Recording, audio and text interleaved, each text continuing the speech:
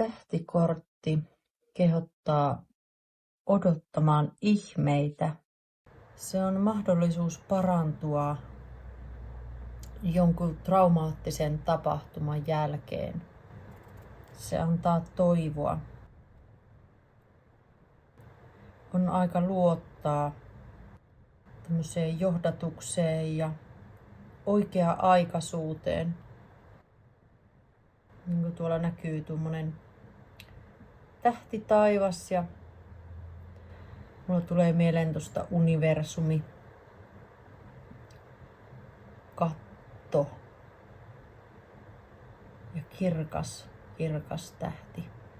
Sieltä tulee tommonen valolanka tuohon naisen käsiin ja sydämen kohdalle.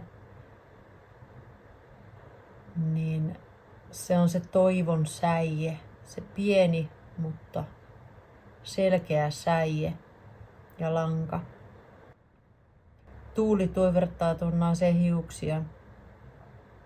Siellä voi olla, että on pyörrekkäin elämänsä. Mutta tuo toivon säie ja lanka tuolta tähestä tai valosta käsin. Pienillä tähdillä koristeltuna tuo koko matka tuosta ja muuallakin on noita tähtiä paljon. Se antaa toivoa ja uskoa. Vaikka joskus tuntuu, että on polvillaan siinä maassa ja ei oikein enää jaksas niinku uuteen nousuun niin sanotusti, niin sieltä se valo ja toivo tulee. Sitten oli tämä keppien seiska tai sauvojen seiska. Ja tää oli väärinpäin. Täälläkin on tämmönen valo tuolla navan kohdalla. Jos sakroista ymmärtää, niin silläkin lienee jokin merkitys. Ja näitä keppejä, näähän on kaikki eri värisiä ja sävyisiä. Sä oot jotenkin vähän niinku epäuskonen siihen, että sä ansaitsisit kaikkia hyvää ja menestystä. Ehkä johtuen siitä, että rupeaa tuntuu siltä, että tässä on oltu jo niin monesti polvillaan ja niin monesti uskottu. Ja aina vaan se tulee se tilanne, että myrsky kaataa sut maahan. Tulee niitä vastoinkäymisiä. Ja siitä johtuen alkaa olla sitten vähän epäuskoinen olo, että tuleeko ne hyvät asiat koskaan. Kun niitä kuitenkin odottaa ja niin tavallaan se toivo on siellä ja niitä tulee niitä ajatuksia, että entäs sitten jos tästä taas ja kun mä tästä selviän ja sitten se taas tulee se epäonnistuminen, niin sitten alkaa olla semmoinen olo, että no ehkä sitä onnistumista ei tuukaan. Ja sen vuoksi sitten, niin kuin tää kortti oli väärinpäin, niin tää menestys, mikä tässä näkyy ja tää tämmönen rauha ja seesteisyys, selkeys, monipuolisuus. Toki tuo yksi keppi on tuolla vähän pidemmällä, mutta kuitenkin, että tässä on näin monta näitä värejä.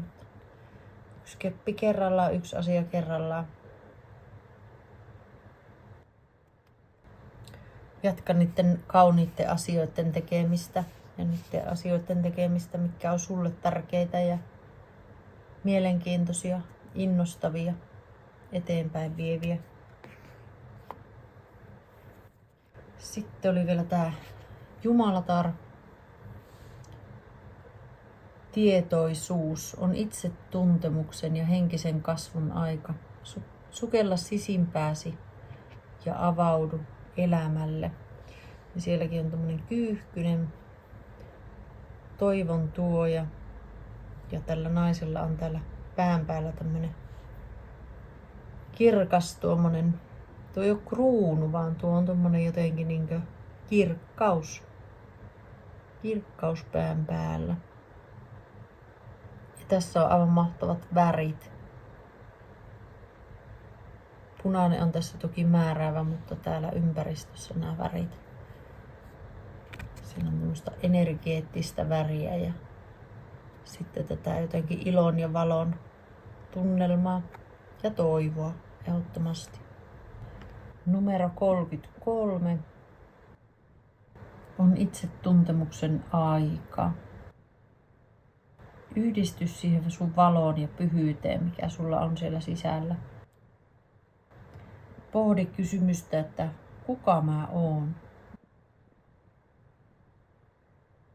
Älä anna muiden määrittää sitä sun henkisyyttä ja suhdetta suurempaan. Se on meillä jokaisella omanlainen. Se on muotoutunut meidän elämän kuluessa, meidän elämän vaiheiden perusteella. Sen kuuluukin olla niin.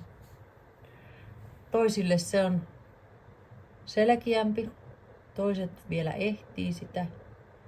Toiset osaa sanottaa sen hyvin.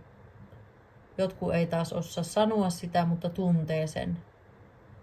Niin tämä on varmistus siitä, että se sun oma henkinen polku, oli se sitten mihin liittyen, niin se on se sun polku ja se on sulle just oikea polku. Sä oot just oikeassa kohdassa sitä sun matkaa nyt. Kuukauden päästä voi olla eri tilanne, tai sitten sä voit edelleen olla samassa tilanteessa. 10 vuoden päästä, 20 vuoden päästä. Sä oot tänään sitä mieltä, että tää väri on ihan selkeästi punainen. Ja 10 vuoden päästä sä voit olla sitä mieltä, että no toi on tommonen joku roosa tai pinkki tai jotain muuta. Se meidän henkinen polku tarkentuu ja muuttuu elettyjen ja koettujen asioiden mukaan. Ja me ihmiset muututaan. Ja se on hyvä.